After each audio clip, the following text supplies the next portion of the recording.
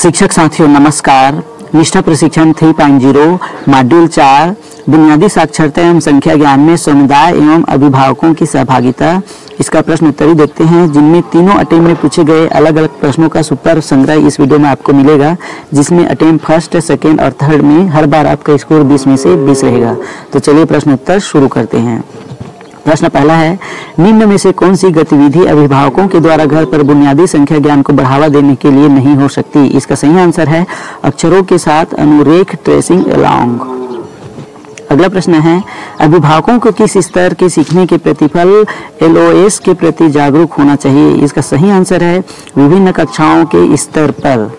अगला प्रश्न है, FLN मिशन के दिशा निर्देशों में अभिभावकों को संबद्ध करने के लिए निम्न में से कौन सा सुझाव दिया गया है? इसका सही आंसर है आकलन के परिणामों को साझा करना। अगला प्रश्न है,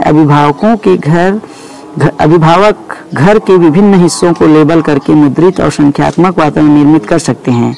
ये घर के कौन से हिस्से हो सकते हैं? इसका सही आंसर है कमरे, रसोई, स्कूल बैग, टॉयलेट, शौचालय, दरवाजे।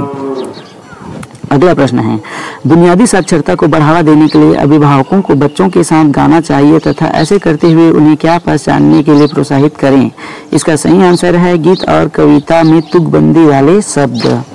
अगला प्रश्न है, विकलांग बच्चों को घर में शिक्षण देने में अभिभावकों की मदद कैसे की जा सकती है? इसका सही आंसर है होम स्कूलिंग के लिए विशेष शिक्षकों के साथ मिलकर काम करने वाले संसाधनों केंद्रों द्वारा घर में शिक्षण में मार्गदर्शन देकर। अगला प्रश्न है, अभिभावकों और समुदायों को बच्चों के सीखने के स्तर के बारे में जानकारी क्यों होनी चाहिए? इसका सही आंसर है सीखने के प्रतिफलों को बेहतर सीखने के लिए। अगला प्रश्न है, समुदाय के सहयोग व समर्थन प्राप्त करने के क्या तरीके हैं? इसका सही आंसर है मीडिया संसाधन, लोकगीत, नुक्कड़ नाटक, कठपुतली शो। अगला प्रश्न है, बुनियादी स्तर पर FLN कौशल बढ़ाने के लिए अभिभावकों का सहयोग क्यों आवश्यक है? इसका सही आंसर है क्योंकि बच्चे घर पर विद्यालय के अतिरिक्त सर्वाधिक समय व्यतीत करते हैं, इसलिए घर से सहयोग अति महत्वपूर्ण है। अगला प्रश्न है, अभिभावकों को समुदाय को अनुपयोगी तथा पुनर्नवीनीकरण सामग्री लाने के लिए कहने से किस में मदद मिलेगी? इसका सही आंसर है FLN गतिविधियों से संबंधित बच्चों के लिए सुरक्षित खेल और खिलौनों का सृजन करने के लिए। अगला प्रश्न है, बुनियादी भाषा और साक्षरता कौशल किससे संबंधित है? इसका सही आंसर है बच्चों की भाषा, अभिव्यक्ति एवं संचार कौशल।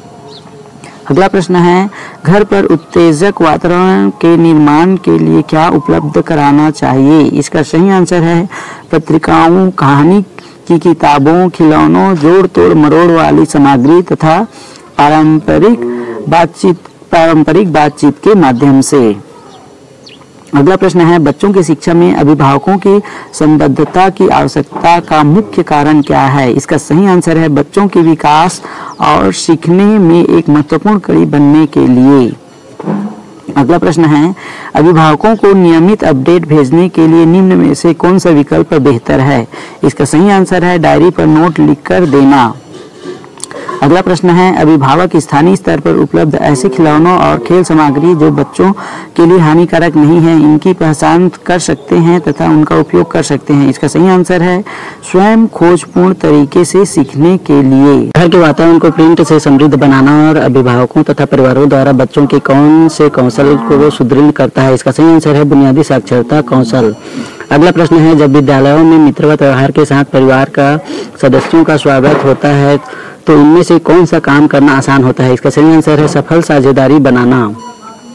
अगला प्रश्न है, अभिभावकों और समुदाय के सदस्यों को प्री स्कूल शिक्षा कार्यक्रम से कैसे संबद्ध किया जाना चाहिए? इसका सही आंसर है नियमित संवाद कार्यक्रम, विद्यालयों तथा पालक शिक्षक संघ की बैठकों और अभिभावकों के सम्मेलनों के माध्यम से।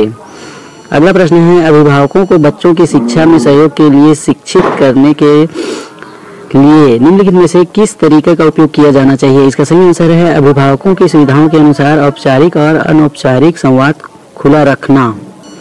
अगला प्रश्न है, अभिभावकों और विद्यालयों के बीच दोनों तरफ से संवाद कौशल की कमी का निम्नलिखित में से कौन सा बड़ा कारण है? इसका सही आंसर है अभिभावकों और समुदाय की कम रुचि होना।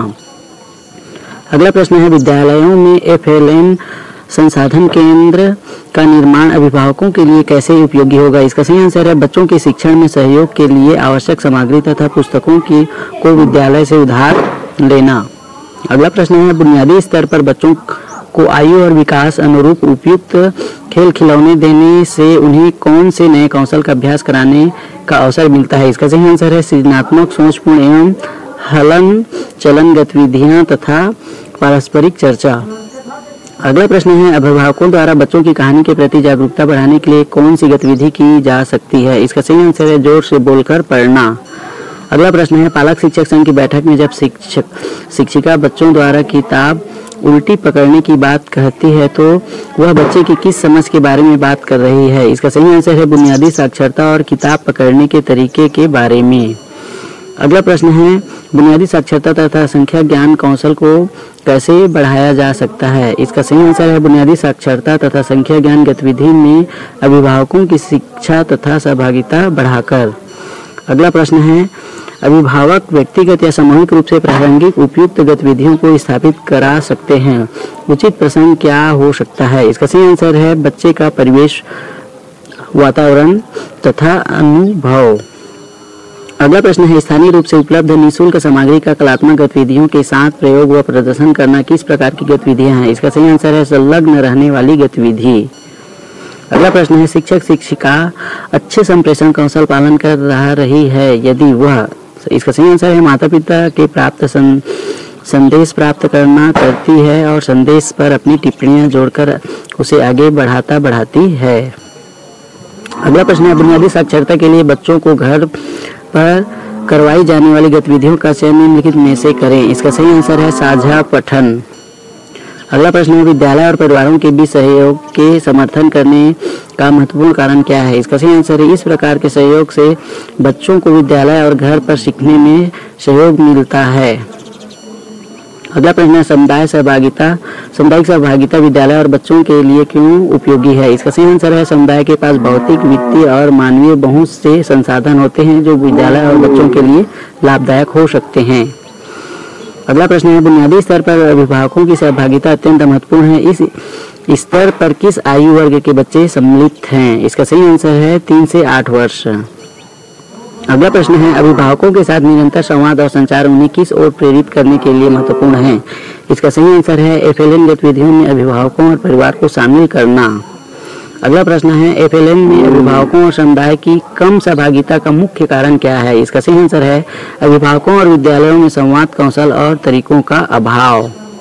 अगला प्रश्न है, जब अभिभावक बच्चों के साथ मिलकर सस्ते कम कीमत वाले खिलौने बनाते हैं तो किस प्रकार के विकास में सहयोगी होते हैं? इसका सही आंसर है सृजनात्मक विकास के साथ बच्चों को स्थानिक तथा आकार अवधारणाओं पर अनुपात तथा पृष्ठभूमि की समझ मिलती है।